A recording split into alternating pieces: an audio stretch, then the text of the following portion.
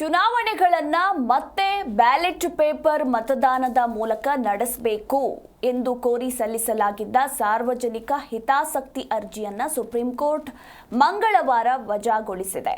ಚುನಾವಣೆಯಲ್ಲಿ ಸೋತಾಗ ಮಾತ್ರ ಎಲೆಕ್ಟ್ರಾನಿಕ್ ಮತಯಂತ್ರ ಅಂದ್ರೆ ಇವಿಎಂ ಟ್ಯಾಂಪರಿಂಗ್ ಆರೋಪಗಳು ಕೇಳಿಬರುತ್ತವೆ ಎಂದು ಸುಪ್ರೀಂ ಕೋರ್ಟ್ ಹೇಳಿದೆ. ಇನ್ನು ಬ್ಯಾಲೆಟ್ ಪೇಪರ್ ಬದಲು ಇವಿಎಂ ಜಾರಿಗೊಳಿಸಿದ ಕ್ರಮ ಪ್ರಶ್ನಿಸಿ ಡಾಕ್ಟರ್ ಕೆಎ ಪೌಲ್ ಸಲ್ಲಿಸಿದ್ದ ಅರ್ಜಿಯ ವಿಚಾರಣೆ ನಡೆಸಿದ ನ್ಯಾಯಮೂರ್ತಿ ವಿಕ್ರಮ್ನಾಥ್ ಮತ್ತು ನ್ಯಾಯಮೂರ್ತಿ ಪಿಬಿ ವರಾಳೆ ಅವರಿದ್ದ ವಿಭಾಗೀಯ ಪೀಠ ಏನಾಗುತ್ತದೆ ಅಂದ್ರೆ, ನೀವು ಚುನಾವಣೆಯಲ್ಲಿ ಗೆದ್ದಾಗ ಇವಿಎಂಗಳನ್ನ ಟ್ಯಾಂಪರಿಂಗ್ ಮಾಡೋದಿಲ್ಲ, ಆದ್ರೆ ನೀವು ಚುನಾವಣೆಯಲ್ಲಿ ಸೋತಾಗ ಇವಿಎಂಗಳನ್ನ ಟ್ಯಾಂಪರ್ ಮಾಡಲಾಗುತ್ತದೆ ಎಂದು ಟೀಕಿಸಿದೆ. ಇನ್ನು ನಿಮ್ಮ ಬಳಿ ಆಸಕ್ತಿದಾಯಕ ಪಿಐಎಲ್ಗಳಿವೆ, ಈ ಅದ್ಭುತ ವಿಚಾರಗಳನ್ನ ನೀವು ಹೇಗೆ ಪಡೆಯುತ್ತೀರಿ ಎಂದು ವಿಭಾಗೀಯ ಪೀಠ ಅರ್ಜಿದಾರ ಕೆಎ ಪೌಲ್ ಅವರನ್ನ ಪ್ರಶ್ನಿಸಿತು.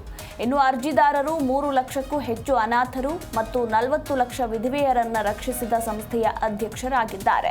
ನೀವು ಈ ರಾಜಕೀಯ ಕ್ಷೇತ್ರಕ್ಕೆ ಯಾಕೆ ಬರ್ತಿದ್ದೀರಿ? ನಿಮ್ಮ ಕೆಲಸದ ಕ್ಷೇತ್ರವು ತುಂಬಾ ವಿಭಿನ್ನವಾಗಿದೆ ಎಂದು ಪೀಠ ಪ್ರಶ್ನಿಸಿದೆ.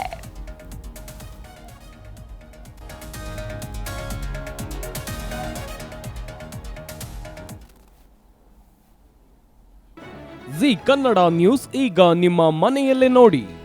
ಎಲ್ಲ ಕೇಬಲ್ಗಳಲ್ಲಿ ಈಗ ಲಭ್ಯ.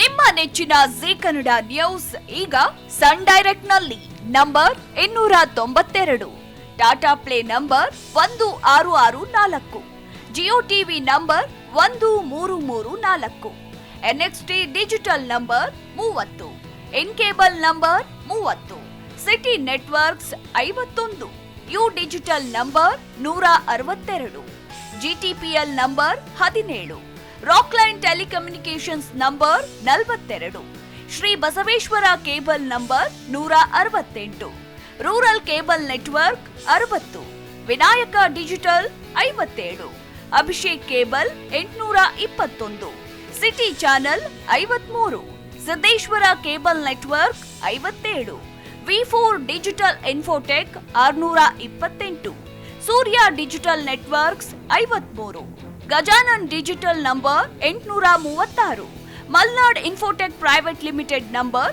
56, Metrocast number 830, Victory digital number 167ರಲ್ಲಿ ನೋಡಿ ಆನಂದಿಸಿ.